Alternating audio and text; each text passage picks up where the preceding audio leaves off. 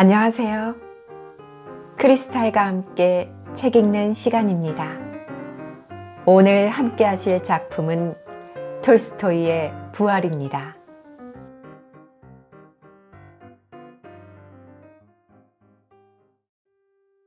4.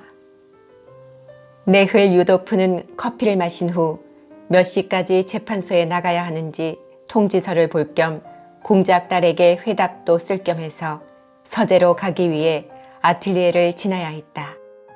아틀리에에는 그리다만 그림을 뒤집어 놓은 이젤이 놓여 있고 몇 장인가 습작이 걸려 있었다. 2년 동안이나 만지작거린 이 그림과 습작과 아틀리에 구석을 바라본 그는 이제 더 이상 그림을 그려도 소용이 없다는 무력감 내지는 상실감을 요즘 절실히 느끼고 있었다. 그는 이러한 감정 변화를 너무 섬세하게 발달한 자기의 미적 감각 탓으로 돌리고 있었지만 그래도 역시 그러한 자기의 무기력을 깨닫는다는 것은 결코 유쾌한 감정은 아니었다. 7년 전 그는 자기의 죽느냐 사느냐 하는 문제는 화가가 되는 데 있다고 단정하고 군복무를 포기했다. 그리고 예술가적인 높은 견지에서 다른 모든 활동을 약간 경시하기까지 했다. 이제 와서 보니 자기에게는 그럴 자격이 없다는 것을 깨달았다. 그러자 그림에 대한 모든 추억이 그에게는 언짢아졌다. 그는 침울한 마음으로 사치를 다한 아틀리에의 설비를 바라보고 완전히 기분이 씁쓸해져서 서재로 들어갔다. 서재는 널찍하고 천장이 높은 온갖 장식과 설비와 편리한 장치가 잘 갖추어져 있었다. 그는 곧 커다란 책상에 지급이라 쓰여있는 서랍 속에서 재판소의 통지서를 찾아내어 11시까지 가야 한다는 것을 확인한 뒤 의자에 앉아서 초대에 대한 감사와 되도록 만찬 시간까지는 가도록 하겠다는 내용의 편지를 공작 딸에게 썼다. 그러나 다 쓰고 나서는 곧 찢어버렸다. 글투가 너무 친숙하게 여겨졌기 때문이다. 다시 써보았지만 이번에는 너무 쌀쌀하여 무례하게 느껴졌다. 그는 그것도 찢어 던져버리고는 벽에 달린 초인종을 울렸다. 잿빛 옥양목 앞치마를 걸친 구렛나룻만 남기고 깨끗이 얼굴을 다듬은 중년 하인이 문 앞에 나타났다. 마차를 불러다오. 네. 그리고 저기 코르차킨 공작댁에서 신부로 온 사람이 기다리고 있을 테니 고맙다고 말하고 되도록 찾아뵙겠다고 전해줘. 네. 예의가 아니지만 쓸 수가 없군. 어차피 오늘 만나니까 괜찮겠지. 이렇게 생각하고 네흘 유도프는 옷을 갈아입으러 갔다. 그가 옷을 차려입고 현관에 나서니 마차 바퀴에 고무를 끼운 여느 때의 그 마부가 벌써 기다리고 있었다. 어젯밤에는 코르차킨 공작댁에 갔더니 나리께서 막 돌아가신 뒤였습니다. 마부가 셔츠의 하얀 깃 사이로 햇볕에 그을은 건강해 보이는 목을 반쯤 뒤로 돌리면서 말했다. 제가 마차를 갖다 댔더니 문지기가 방금 돌아가셨다고 말하지 않겠습니까? 마부들까지도 나와 코르차킨 집안과의 관계를 알고 있구나. 하고 네흘 유도프는 생각했다. 그러자 요즘 줄곧 그를 괴롭히고 있는 공작딸과 결혼을 할 것인가 안 할 것인가 하는 미해결 문제가 또다시 그의 앞을 가로막았다. 그는 요즘 해결해야 하는 문제가 대부분 다 그렇듯이 이건 역시 어느 쪽으로도 결정을 지을 수가 없었다. 일반적으로 볼 때 결혼에는 다음과 같은 장점이 있다. 첫째, 결혼은 가정의 즐거움뿐만 아니라 불륜한 성생활을 없애주고 도덕적인 생활의 가능성을 준다. 둘째, 이 점이 중요한 것인데 현재의 무의미하고 텅 비어있는 그의 생활에 가정이나 아이들이 어떤 의미로든 확신을 줄 것이라고 네흘 유도프는 기대하고 있었다. 이것이 보통 생각하는 결혼에 대한 긍정적인 이유였다. 한편 일반적인 입장에서 보는 결혼 반대의 이유는 첫째, 모든 독신 생활을 하는 노총각에게 그렇듯이 자유를 빼앗기지는 않을까 하는 두려움과 둘째, 여자라는 야릇한 존재에 대한 무의식적인 공포감이었다. 구체적인 예로서 미시, 코르차킨의 영향은 마리아라는 이름이었는데 그런 특별한 계급의 모든 가정에서 그렇듯이 그녀에게도 이런 이름이 주어져 있었다. 와의 결혼의 좋은 점은 첫째로 그녀는 집안이 좋고 차림에서부터 말솜씨, 걸음걸이, 웃는 모습에 이르기까지 모두 보통 처녀들보다 아름다웠다. 그렇다고 유달리 뛰어난 데가 있다는 것은 아니고 말하자면 품위가 있었다. 그는 달리 표현할 줄을 몰랐지만 이 품위를 대단히 높이 평가하고 있었다. 둘째로는 그녀가 다른 누구보다도 그를 높이 평가하고 있다는 점인데 이것은 그의 생각에 따르면 그를 이해하고 인정하고 있다는 것이었다. 그리고 그를 이해한다는 것, 즉 그의 높은 가치를 인정한다는 것이 그녀의 지성과 판단력의 올바름을 증명하고 있는 것이라고 생각하고 있었다. 그런데 미시와의 결혼이 망설여지는 이유는 첫째, 미시보다 훨씬 더 많은 아름다운 재능을 지닌 따라서 그에게 좀 더 어울리는 처녀가 나타날 가능성이 언제든지 있다는 것과 둘째, 그녀는 이미 27살이 되었으니 아마 지금까지 몇 번 연애 경험이 있으리라는 것인데 이런 생각은 레흘 유도프로서는 견딜 수 없는 고통이었다. 그녀가 비록 과거의 일일지라도 자기 말고 다른 남자를 사랑할 수 있었다는 것은 그의 자존심이 허락하지 않았다. 물론 그를 만난다는 것을 그녀는 예기치 못했을 것이다. 하지만 그녀가 어떤 다른 남자를 사랑했을지도 모른다고 생각하면 그것만으로도 벌써 그는 심한 치욕감을 느꼈다. 그러므로 찬성의 이유와 반대의 이유는 비슷비슷했다. 적어도 그 이유 중에서 더 무거운 것을 가려내는 일은 어려웠다.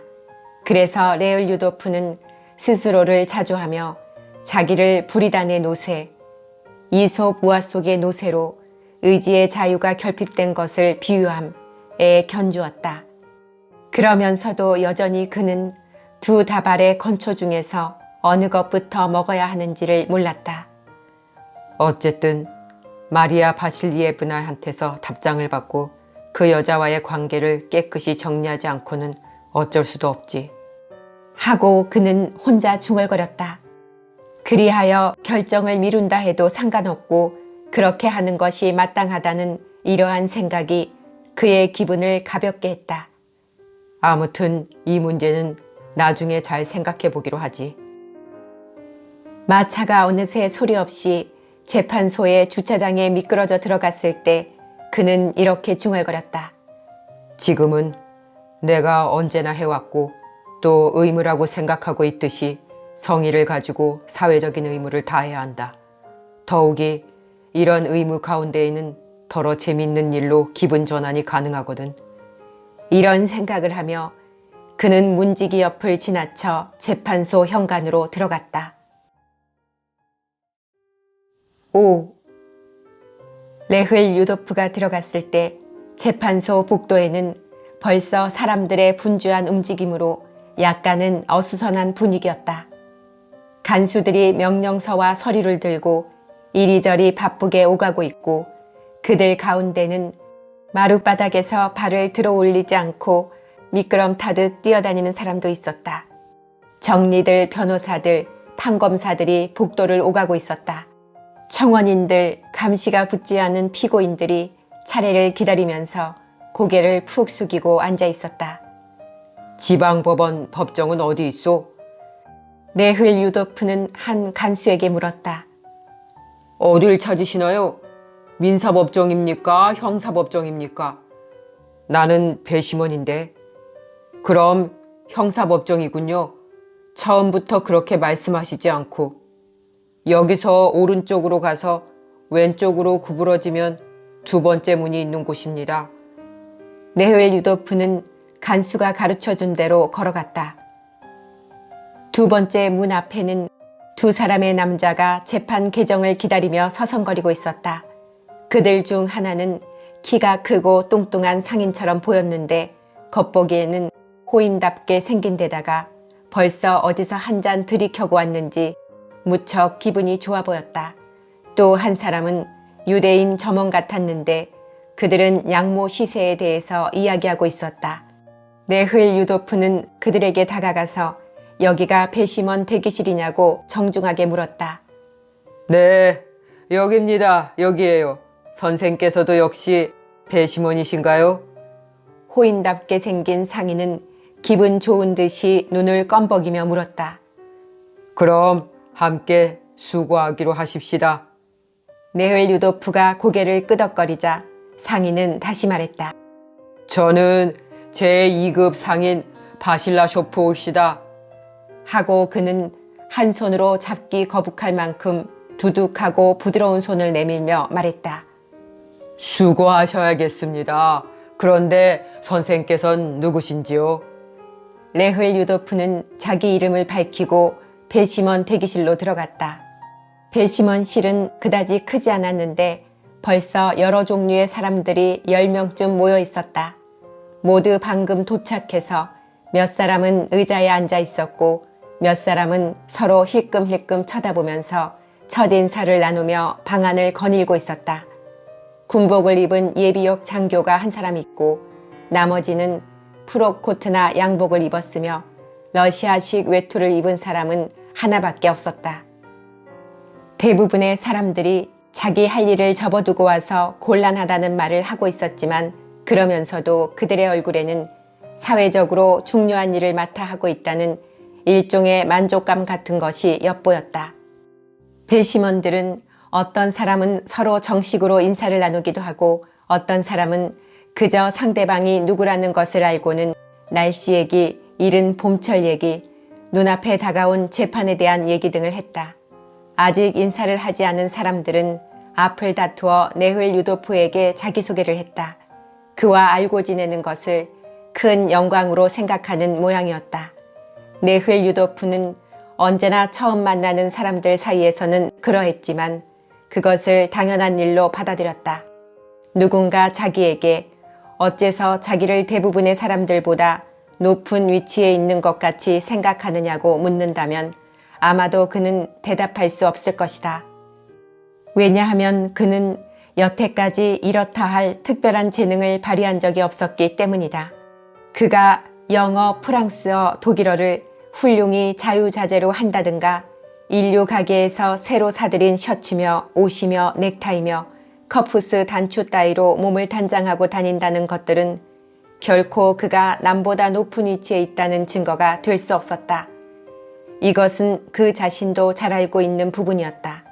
그럼에도 불구하고 그는 자신의 우월함을 아무런 여과 없이 인정하고 있었으며 다른 사람들이 자기에게 표시하는 존경의 몸짓을 당연한 것으로 받아들였을 뿐 아니라 그렇지 않을 때는 모욕감까지 느끼기도 했다. 그런데 오늘 그는 배심원실에서 공교롭게도 그런 정중하지 못한 태도에 접하여 불쾌감을 맛보게 되었다. 배심원 중에는 마침 네흘 유도프가 아는 사람이 하나 있었는데 그는 표트르 게라시모비치로 네흘 유도프는 일부러 그의 성을 알려고 한 적도 없었거니와 모르는 것을 오히려 은근히 자랑으로 여기고 있었다. 전에 네흘 유도프의 누나집 가정교사 노릇을 한 적이 있었다. 이 표트르 게라시모비치는 대학을 마치고 현재 어느 중학교 교사로 있는 사람이었다. 네흘 유도프는 그의 버릇없는 태도와 자기 자신에게 만족하고 있는 듯한 너털웃음과 자기의 누님이 말하는 그의 공산주의자적 행동을 언제나 못마땅하게 생각해왔다. 아이고, 당신도 끌려 나오셨군요. 표트르 게라시모비치는 껄껄 웃으면서 네흘 유도프를 맞았다. 피하실 수 없었던가요? 피할 생각은 하지도 않았소. 네흘 유도프는 무표정하고 침울한 목소리로 대꾸했다. 그거 참 국민적인 미덕이시군. 하지만 이제 두고 보시오.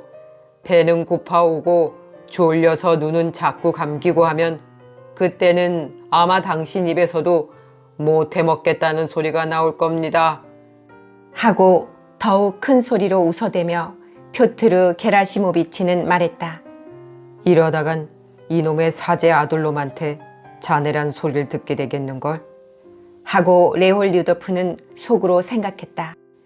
그리고 일가족이 모두 죽었다는 소식을 들었을 때나 지울 수 있을 몹시 침통한 표정을 하면서 중학교 교사 곁을 떠났다. 그리고는 키가 크고 풍채가 당당하며 수염을 말쑥하게 깎은 신사 하나가 무언가 열심히 떠들어대고 있는 것을 둘러서서 듣고 있는 사람들 쪽으로 갔다. 이 신사는 현재 민사법정에서 심의되고 있는 소송 사건을 마치 자세히 알고 있는 것처럼 이야기하면서 판사들과 이름난 변호사가 놀라운 수완으로 사건을 뒤집어 놓는 바람에 상대방의 늙은 기부인은 잘못한 일이 없는데도 억울하게 엄청난 돈을 치러야만 하게 되었다는 것이었다. 그야말로 천재적인 변호사라니까요. 하고 그는 크게 말했다. 사람들은 감탄하며 듣고 있었다. 그들 가운데에는 자기 의견을 말하려는 사람도 있었으나 그는 모든 것을 정확하게 알고 있는 것은 자기밖에 없다는 듯이 그 신사는 다른 사람들의 말을 가로막았다. 레흘 유도프는 꽤 늦게 도착했는데도 오랫동안 기다려야 했다. 아직도 참석하지 않은 판사가 한 사람 있어 개정이 안 되고 있었다. 6. 재판장은 일찌감치 재판소에 나와 있었다. 재판장은 키가 크고 풍채가 좋은 사나이로 희끗희끗한 구렛나룻을 기르고 있었다. 그는 아내가 있었으나 아내와 서로 경쟁이라도 하듯 방탕한 생활을 즐기고 있었다. 오늘 아침에도 그는 지난 여름 동안 그들의 집에 가정교사로 있었던 스위스 여자로부터 편지를 받았다. 남러시아에서 페테르부르크로 가는 길인데 오늘 시내에 있는 호텔 이탈리아에서 오후 3시부터 6시까지 그를 기다리겠다는 것이었다. 그래서 그는 지난 여름 별장에서 로맨스의 꽃을 피웠던 빨강머리의 클라라 바실리에브나를 6시까지 만나러 가기 위해 오늘의 재판을 일찌감치 서둘러 끝낼 작정이었다.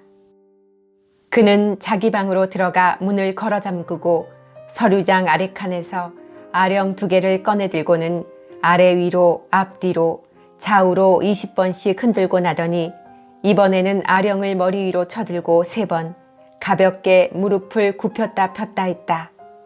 냉수 마찰과 체조만큼 건강에 좋은 건 없거든. 금반지를 낀 왼손으로 오른팔에 긴장한 단단한 근육을 주무르면서 그는 생각했다. 끝으로 팔의 회전 운동을 할 차례였으나 그는 오랜 시간 법정에 나가 앉기 전에 언제나 이 2가지 운동을 했다. 그때 갑자기 문이 흔들리는 소리가 났다. 누군가 문을 열려고 하는 모양이었다. 재판장은 얼른 아령을 제자리에 놓고 문을 열었다. 아, 실례했소. 하고 그는 말했다. 방 안에 들어온 사람은 배심 판사로 작달막한 피에 어깨를 쳐들고 핏기가 없어 보이는 얼굴에 금태 안경을 끼고 있었다. 마트베이 니키티치는 아직 오지 않았군요. 하고 그는 불만스레 말했다. 아직 안 왔소? 재판장은 법복을 입으면서 대답했다. 시간에 맞춰 온 예가 없으니까. 어이가 없군. 부끄럽지도 않나. 하고 판사는 담배를 꺼내 물며 화난 듯이 의자에 덜컥 소리를 내며 앉았다. 이 판사는 무척 정확한 사나이였다. 오늘 아침에도 아내와 언짢은 말다툼을 하고 나온 모양인데 아내가 한 달치 생활비를 약속한 날 전에 다 써버린 것이 그 이유였다. 아내가 가부를 원했지만 그는 정한 일을 어길 수는 없다고 딱 잘라 말했다. 그리고 한바탕 싸움이 벌어지고 그렇다면 저녁 식사 준비는 못하겠으니 그렇게 하려고 아내는 위협했던 것이다. 그쯤 하고 그는 집을 뛰쳐나왔으나 무슨 일이든 할 수 있는 여자라 정말 그 위협을 실행할지도 모른다고 그는 속으로 겁을 집어먹고 있었다. 정말 이 사람처럼 훌륭한 도덕적인 생활을 하고 싶다. 명랑하고 밝은 얼굴을 한 몸도 마음도 건강해 보이는 재판장을 바라보며 그는 생각에 사로잡혔다. 재판장은 두 팔꿈치를 널찍하게 펴고서 희고 아름다운 손으로 희끗희끗한 털이 섞인 긴 구렛나룻을 금실로 수놓은 옷깃 양쪽으로 쓰다듬어 붙이고 있었다. 이 사람은 언제나 만족스러운 듯이 싱글벙글하고 있는데 나는 1년 내내 이렇게 우울하고 괴로운 생각만 해야 된단 말인가? 이때 서기가 무슨 서류를 들고 들어왔다. 수고하네. 하고 재판장은 말하고 담배를 깊이 빨아들였다. 어느 사건부터 시작하겠나? 네, 독살 사건이 좋을까 생각합니다. 서기는 아무래도 좋다는 듯이 말했다. 좋겠지. 독살 사건이라면 성가신 게 없어. 라고 재판장은 말하면서 이 정도의 사건이라면 4시까지 끝내고 법정에서 나갈 수 있겠다고 생각했다. 그런데 마트베이 니키티치는 아직 안 왔나? 아직 안 오셨습니다. 그럼 브레베는 오셨습니다. 하고 서기는 대답했다. 그럼 그 사람을 보거든 독살 사건부터 시작한다고 말해주게. 브레베는 이 공판에서 논고를 하기로 되어 있는 검사보였다. 복도에 나간 서기는 브레베를 만났다. 검사보는 어깨를 으쓱거리면서 제복 단추도 채우지 않은 채 손가방을 옆에 끼고 한쪽 발을 걸어가는 방향과 직각으로 흔들면서 쿵쿵거리며 거의 뛰다시피 급하게 걸어오고 있었다. 준비가 다 되었는지 물어보라고 미하일 페트로비치께서 말씀하셨습니다. 하고 서기는 그에게 물었다. 물론 나야 언제든지 준비가 되어 있지. 하고 검사보는 말했다. 어느 사건부터 시작하는가? 독살 사건입니다. 좋지. 하고 검사보는 말했으나 사실은 조금도 좋지 않았다. 그는 어젯밤 거의 잠을 자지 못했다. 친구의 송별회가 있어 마구 술을 마시고 2시까지 게임을 한 다음 6달 전까지 마슬로바가 있던 바로 그 술집에 들었으므로 독살 사건의 조서 내용을 통 읽어볼 시간이 없어 지금부터 대강이라도 들여다볼 참이었다. 서기는 그것을 알고 있었기 때문에 일부러 이 사건을 먼저 처리하자고 재판장에게 말했다. 서기는 자유주의자라기보다는 오히려 급진적인 사상을 소유한 사람이었다. 브레베는 보수적인 사람이라 러시아에서 근무하는 모든 독일인들이 그렇듯이 열심히 러시아 종교에 귀의하고 있었으므로 서기는 그를 좋아하지 않았고 그의 지위를 질투하고 있었다. 그럼 거세종파 사건은 어떻게 하죠? 하고 서기가 물었다. 내가 그건 할 수 없다고 말하지 않았나? 하고 검사보는 말했다. 증인이 없는데 어떻게 해? 난 재판부에 못하겠다고 솔직히 말하겠네. 그렇지만 어차피 나는 할 수 없다니까. 검사보는 이렇게 말하고 다시금 한쪽 발을 내저으며 서둘러 자기 방으로 들어가 버렸다. 그다지 중요하다거나 필요하지도 않은 증인의 부재를 구실로 하면서까지 그가 거세종파 사건을 늦춰온 까닭은 주로 지식층으로 구성된 배심원들에 의해 공판에서 무죄 판결이 날 가능성이 높았기 때문이다. 그래서 결국은 재판장과의 합의 아래 군청 소재지의 하급 재판소로 사건을 되돌려 보내게 되어 있었다. 그곳 배심원들은 대부분 농촌 출신이므로 유죄 판결의 가능성이 그만큼 컸기 때문이다. 복도는 차츰 분주해졌다. 그 중에서도 사람들로 가장 붐비는 곳은 민사법정 주위였는데 그곳에서는 소송 사건에 특별한 관심을 가지고 있는 그 풍채 좋은 사나이가 배심원들에게 이야기한 바로 그 사건의 심리가 진행 중이었다. 휴정이 선포되자 그 법정에서 한 늙은 부인이 나왔다. 이 늙은 부인은 풍채 좋은 사나이가 말한 천재적인 변호사 때문에 재산을 아무 권리도 없는 원고 측에 빼앗기게 된 사람이었다. 이런 사정은 재판관들도 알고 있었고 또 누구보다도 원고와 그 변호인 자신이 더 잘 알고 있었다. 그러나 변호인이 너무도 빈틈없이 일을 조작해 놓아서 어쩔 수 없이 그 부인의 재산을 모두 몰수해 원고에게 넘겨줄 수밖에 없었다. 늙은 부인은 몸집이 뚱뚱한 데다가 화려한 옷차림을 하고 커다란 꽃이 달린 모자를 쓰고 있었다. 그녀는 문에서 나와 복도에서 걸음을 멈추고는 짧고 투실투실한 두 팔을 벌리면서 자기 변호사를 보고 대체 일이 어떻게 돼가는 거예요? 이런 기막힌 일이 또 있어요? 하고 같은 말만 되풀이했다. 변호사는 그녀의 모자에 달린 꽃만 멍청이 바라볼 뿐 그 말에는 귀도 기울이지 않고 무엇인가를 골똘히 생각하였다.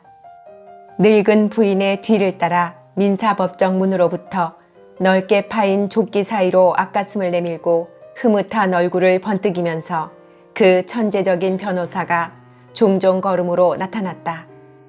바로 이 변호사의 수완으로 모자에 꽃을 꽂은 늙은 부인은 돈이 한 푼도 남지 않은 거지꼴이 되게 생겼고 그에게 1만 루블의 보수를 약속한 원고는 10만 루블 이상을 횡재하게 된 것이다. 모든 사람의 눈길이 일시에 그에게 쏠렸다. 변호사도 그것을 느꼈는지 그는 뭐 그렇게까지 감탄하는 얼굴들을 할 건 없어 하는 몸짓으로 사람들 앞을 성큼성큼 지나쳐갔다. 7. 그럭저럭 하는 사이에 마트베이 니키티치도 출정했다. 목이 기다랗고 몸집이 호리호리한 정리가 옆으로 기우뚱하는 걸음걸이로 아랫입술까지 옆으로 일그러뜨리며 배심원 대기실로 들어왔다. 이 정리는 대학 교육까지 받은 정직한 사람이었으나 술을 지나치게 좋아해서 어디서나 한자리에 오래 눌러있지 못했다. 석 달 전에 아내의 보호자 격인 모 백작 부인이 이 재판소에 일자리를 만들어 주었는데 오늘까지 별탈 없이 일하고 있어 그 자신도 무척 대견해하고 있는 중이었다. 어떻습니까? 다 오셨습니까? 정리가 코안경 너머로 둘러보며 말했다. 다들 모인 것 같습니다. 활달한 상인이 말했다.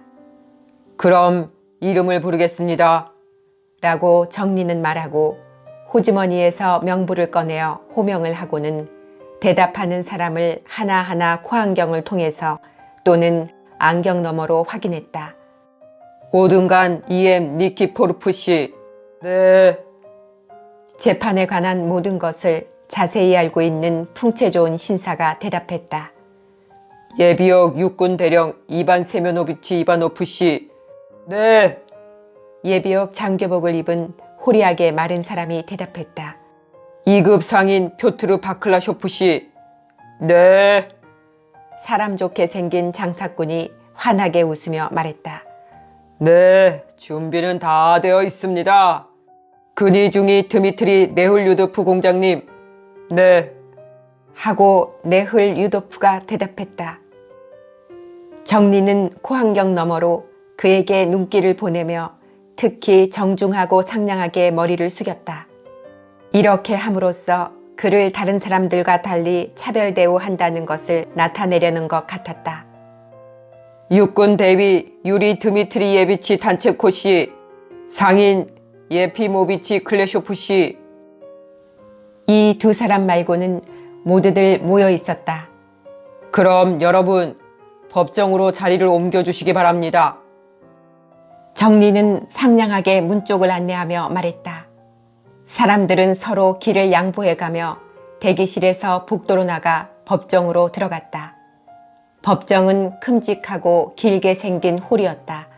한쪽 끝은 층계가 3단으로 된 높다란 단이 위치하고 있었다.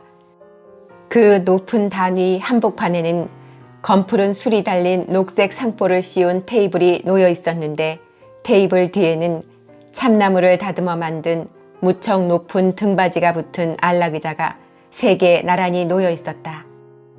그리고 의자 뒤의 벽에는 금빛 액자에 넣은 황제의 전신상이 걸려 있었다.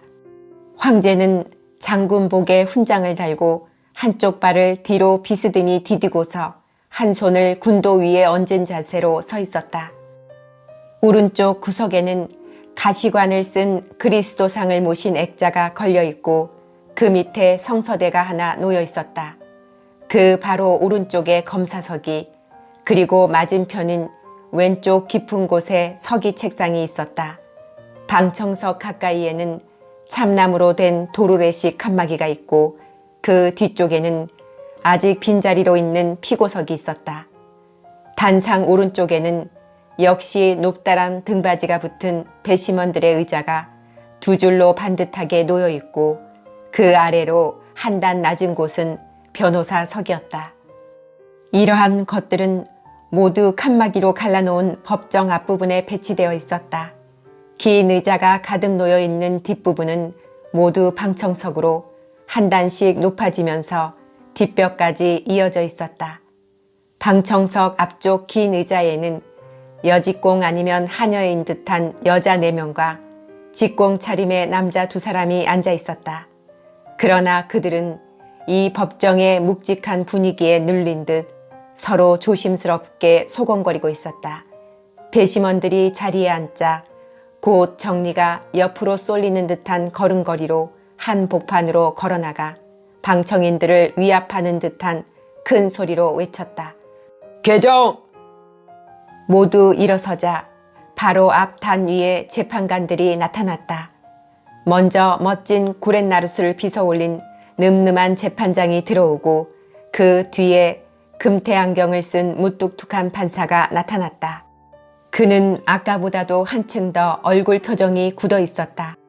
그도 그럴 것이 개정 직전에 판사보로 있는 처남이 말해주기를 그의 노이가 식사를 절대로 준비하지 않겠노라고 하더라는 것이었다. 그러니 매형, 오늘 저녁엔 선술집에 나갑시다. 하고 처남은 능청스레 웃으면서 말했다. 웃을 일이 아니야. 하고 판사는 말하면서 얼굴 표정이 더욱 어두워졌다. 맨 뒤에 나타난 사람이 바로 언제나 늦게 오는 마트베이 니키티치 판사였다. 그는 턱수염이 탐스럽고 건장한 몸집에 눈꼬리가 처진 선량한 눈을 하고 있었다. 그는 만성적인 위장병으로 고생하고 있었는데 의사의 권유에 따라 오늘 아침부터 새로운 건강요법을 시작했으므로 그 때문에 여느 때보다 더 오래 집에서 꼼지락거렸다. 그에게는 늘상 스스로에게 여러 가지 질문을 던지고는 온갖 방법으로 그것을 점치는 버릇이 있었기 때문에 지금도 단상에 오르면서 무엇에 정신을 집중시키고 있는 듯한 묘한 표정을 짓고 있었다. 지금 그는 만약에 판사실 문에서 법정 재판관석까지의 걸음수가 3으로 나누어진다면 새로운 치료법으로 위를 고칠 수 있고 나누어지지 않는다면 고칠 수 없다는 점을 쳤다. 걸음수는 26이 되는 듯 했으나 마지막에 일부러 걸음폭을 좁게 잡아 꼭 27걸음 만에 자기 자리에 앉았다. 옷깃을 금실로 수놓은 법복을 입고 단상에 나타난 재판장이나 판사들의 모습은 매우 엄숙하고 위압감을 주고 있었다.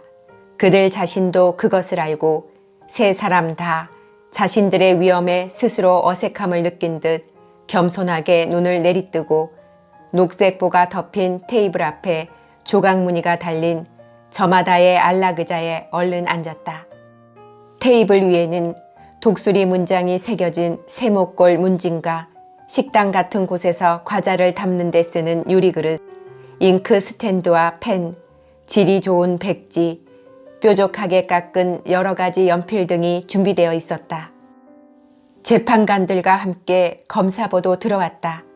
검사보는 여전히 서류 가방을 옆구리에 끼고 한쪽 발을 크게 내저으며 창가에 있는 자기 자리로 바삐 가더니 1분이라도 아껴서 서류를 검토하려는 듯이 곧 일건 서류를 읽고 확인하는 데 열중했다.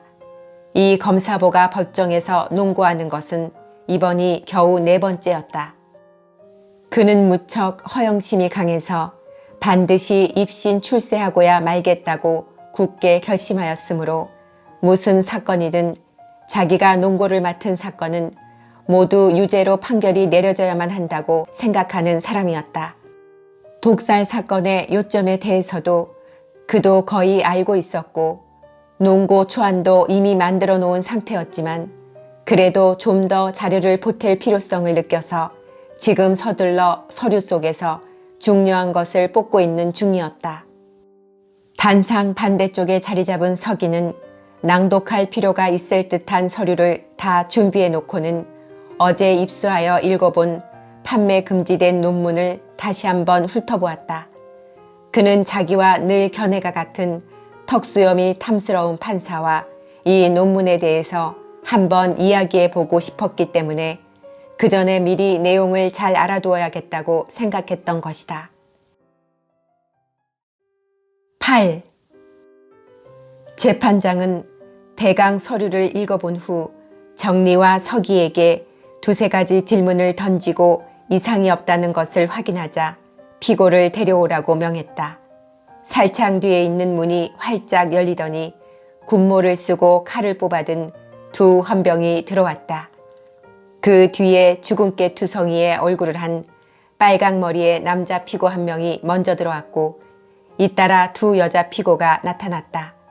남자는 품도 기장도 맞지 않는 헐렁한 죄수복을 입고 있었는데 그는 법정에 들어올 때 두 손에 큼직한 손가락을 쭉 펴서 바지 솔기를 꼭 누르고 있었다. 남자 죄수는 그렇게 해서 긴 소매가 흘러내리는 것을 가까스로 막고 있었다. 그는 재판관도 방청객도 보지 않고 똑바로 피고석만을 바라보면서 주의 깊게 그 앞을 돌아 끝자리까지 가서 두 자리를 남겨놓고 단정히 앉았다. 그리고는 재판장을 똑바로 쳐다보면서 마치 무엇을 속삭이듯이 볼의 근육을 실룩거리기 시작했다. 뒤따라 들어온 것은 역시 죄수복을 입은 중년 여자였다. 그 여자는 죄수용 스카프를 머리에 쓰고 얼굴은 잿빛으로 흐렸으며 눈썹도 속눈썹도 없이 눈만 빨갰다. 이 여자는 아무 일도 아니라는 듯 태연해 보였다. 자기 자리로 갈 때 죄수복이 무엇인가 걸렸지만 놀라지도 않고 침착하게 그것을 벗기고는 자리에 가서 앉았다. 세 번째 피고가 바로 마슬로바였다. 그녀가 들어오는 순간 법정 안의 모든 사나이들의 눈이 일제히 그녀 쪽으로 쏠렸다. 그 빛나는 검은 눈과 하얀 얼굴과 죄수복 아래 풍만하게 솟아오른 가슴에 사나이들은 한동안 넋을 잃었다. 헌병들마저 그녀가 곁을 지나 피고석으로 갈 때까지 완전히 넋을 빼앗겨 그녀가 앉고서야 비로소 자기 입장을 깨달았는지 재빨리 얼굴을 돌려 머리를 한번 흔들고는 곧장 앞쪽의 창문에다 시선을 고정시켰다. 재판장은 피고들이 자리에 앉기를 기다리다가 마슬로바가 앉자 곧 서기 쪽을 향해 돌아보았다. 평상시의 공판대로 절차가 진행되었다. 배심원의 점호, 결석자에 대한 심의와 벌금 결정, 사퇴자에 대한 결의, 결원자의 보충 등이 끝나자 재판장은 작은 카드를 몇 장 접어서 유리 그릇 속에 넣더니 금몰이 달린 법복 소매 끝을 조금 치켜 올려 털이 많이 난 팔뚝을 드러내고 요술쟁이 같은 동작으로 카드를 한 장씩 꺼내 펴서 읽기 시작했다. 그런 후 재판장은 소매를 내리고 전속 사제에게 배심원 선서를 진행하도록 일렀다. 얼굴이 누렇게 뜬 것 같은 늙은 사제는 갈색 제의를 입고 가슴에는 금빛 십자가와 조그만 훈장까지 달고 역시 부은 발을 느릿느릿 제의자락 밑에서 옮겨 성상 아래 놓인 성서대로 다가갔다. 배심원들도 일어나 함께 성서 쪽으로 나갔다. 이리로 오십시오. 사제는 까슬까슬한 손을 가슴에 십자가에 대고 배심원들이 다가오기를 기다리면서 말했다. 그 사제는 이미 46년 동안이나 이 직책을 맡아왔으므로 이제 3년만 더 있으면 얼마 전 대성당의 주교가 거행한 것처럼 성직 생활 50년 축하식을 할 작정이었다. 이 지방재판소가 처음 세워졌을 때부터 줄곧 몸담아온 그는 여태까지 몇만 명에 이르는 사람들의 선서를 집행했다는 것, 또 이미 늙을 만큼 늙었는데도 교회와 조국과 가족의 번영을 위해 여전히 자기 직무를 수행하고 있다는 것, 가족들에게는 현재 살고 있는 집 말고도 유가증권으로 3만 루블 이상의 재산을 물려줄 수 있다는 것 등을 무척 자랑스럽게 여기고 있었다. 재판소에서 그의 직무란 요컨대 단적으로 선서를 금하고 있는 성서를 앞에 놓고 사람들에게 선서를 시키는 일이었으나 그것이 옳지 못한 행위라는 생각은 한 번도 그의 머릿속에 떠오른 적이 없었다. 그런 문제로 해서 의기소침해하기는커녕 직무상 훌륭한 신사들과 사귈 수 있는 기회가 많기 때문에 이 일에 대하여 많은 애착심까지 느끼고 있었다. 오늘도 사제는 그 천재적인 변호사와 알게 된 것이 아주 기분이 좋았다. 모자에 커다란 꽃을 단 그 노부인의 사건만으로도 1만 루블이나 보수를 받았다는 사실로 마음속에 깊은 존경심이 일어났던 변호사였다. 배심원들이 층계를 거쳐 단상에 들어서자 사제는 반백의 대머리를 한쪽으로 기울여서 때 묻은 수단을 목에 걸고는 듬성듬성한 머리카락을 한번 쓰다듬은 후 배심원들 쪽을 향했다. 오른손을 드십시오. 손가락을 이렇게 하고. 손가락 마디마디가 움푹 팬 퉁퉁한 손을 들어 물건을 집을 때처럼 세 손가락을 합쳐 보이며 그는 쉰 목소리로 천천히 말했다. 자, 내가 말하는 대로 따라하십시오. 하고는 선서문을 낭독하기 시작했다. 거룩한 복음서와 생명의 근원인 십자가 앞에서 전지전능하신 하느님께 맹세합니다. 이 사건을 심리함에 있어. 그는 한마디씩 끊어가며 말했다. 아, 손을 내리지 마십시오. 그대로 들고 계셔야 합니다. 그는 손을 내린 한 젊은 배심원에게 주의를 주었다. 이 사건을 심의함에 있어. 구렛나룻을 기른 풍채 좋은 신사와 대령, 상인, 그리고 그 밖에 몇몇 사람들은 그 어떤 특별한 만족감을 느끼기라도 하듯 사제가 시키는 대로 손가락을 합친 오른손을 유난히 높이 쳐들고 있었으나 그 밖의 사람들은 그저 마지못해 하는 듯 시들시들한 태도였다. 그들 중에는 하여튼 나는 이렇게 진실되게 선서하고 있다는 듯한 표정으로 공연히 악을 쓰듯 큰 소리로 사제의 말을 되뇌는 사람이 있는가 하면 또 어떤 사람은 작은 소리로 중얼거리면서 혼자 차츰 뒤떨어졌다가 깜짝 놀라 엉뚱한 대목에서 얼른 쫓아가기도 했다. 또 무엇을 떨어뜨릴까 걱정이라도 되는 것처럼 덤벼들듯이 힘껏 손가락을 합친 손을 높이 쳐들고 있는 사람, 어떤 사람은 손가락을 합쳤다 벌렸다 하기도 했다. 모두 어색한 분위기였다. 오직 이 일을 충실히 수행해 오고 있는 늙은 사제만이 자기가 매우 중요하고도 유익한 일을 하고 있다는 믿음을 갖고 있었다. 선서가 끝나자마자 재판장은 배심원들에게 의장을 선출할 것을 알렸다. 배심원들은 자리에서 모두 일어나 서로 앞을 다투어 회의실로 들어가기가 무섭게 거의 모두가 담배를 꺼내 피우기 시작했다. 누군가가 구렛나룻을 기른 풍채 좋은 신사를 의장으로 선출하는 게 어떠냐고 말을 꺼내자 모두 그 자리에서 찬성했으므로 피우던 담배를 비벼 끈 뒤 법정으로 되돌아갔다. 선출된 배심원의 의장이 재판장에게 결과를 보고하고 일동은 다시 서로 다리를 넘어가듯이 하여 높은 등받이가 달린 의자에 두 줄로 자리 잡고 앉았다. 모든 일이 순조롭고 재빠르게 그리고 제법 엄숙하게 진행되었다. 그 규칙적인 정확함과 엄숙함이 자기들은 진지하고 중요한 공적 임무를 수행하고 있다는 의식을 뒷받침하여 사람들에게 어떤 만족감을 불러일으킨 듯 했다. 레흘 유도프 역시 그런 기분을 느꼈다. 배심원들이 모두 자리에 앉기를 기다려 재판장은 그들의 권리와 의무와 책임에 대해서 한바탕 연설했다. 연설하는 동안 재판장은 쉴 새 없이 자세를 고쳐 앉았다.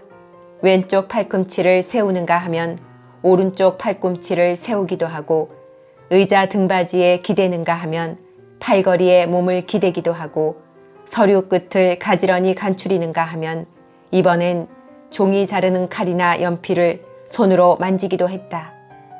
재판장의 말에 의하면 배심원의 권리는 재판장을 통하여 피고에게 질문하거나 연필이나 종이를 가지고 있다가 메모하거나 증거물을 검사하거나 하는 일 등이었다.